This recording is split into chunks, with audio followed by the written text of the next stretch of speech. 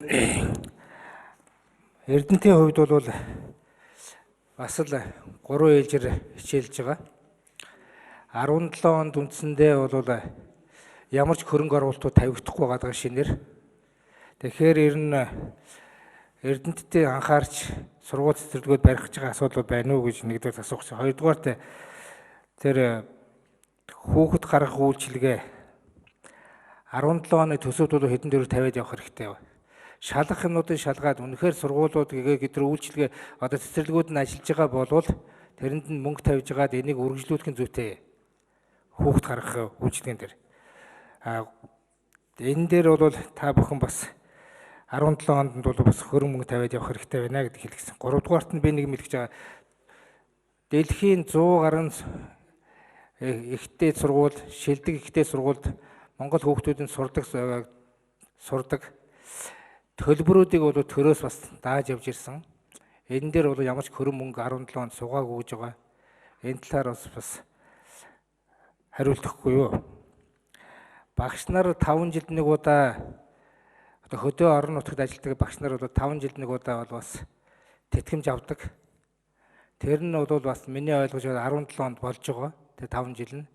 Энэ дээр 17 онд бол бас төсөвд бол мөнгө суугаад явах хэрэгтэй байна. Энэ талаар бас нэг хэлж өгөхгүй. 17 оноос ер нь өнгөрсөн 4 жил бол багш нарын цалин нэг удаа нэмээгүй. Цалин нэг ч удаа нэмээгүй. Тийм учраас 17 оноос тэр үе шаттайгаар тийм нэмэх боломж байна уугүй юу?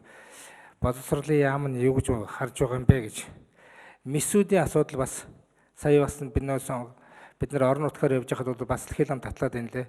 Шалгад дуусаад үнэхээр тэр хүүхдүүд нь байдаг сурч байгаа юм бол тэр яг одоо мисүүдэнд сурч байгаа юм бол тэр сурч байгаа газрууд дээр нь бол тэр хүүхдүүд нь бол тэр 70 мянган гэдэг юм уу тэтгэмжийн стипендийн өгөөд явах хэрэгтэй юм аа.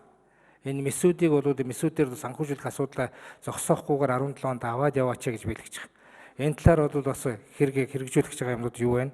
Ихтэй сургуулиудыг босхын өндөр болгоод ихтэй сургуулиудыг бас стандарт тогтоогоод ингээд багасгах талын юмнуудаа энэ ингээд барьж байгаа юм байна уугүй боловсролын яамд.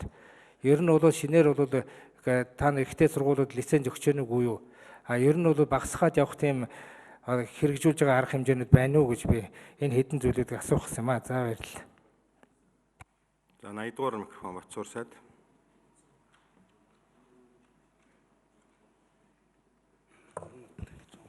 За Дамбочир гишүүний асуултанд хариулъя.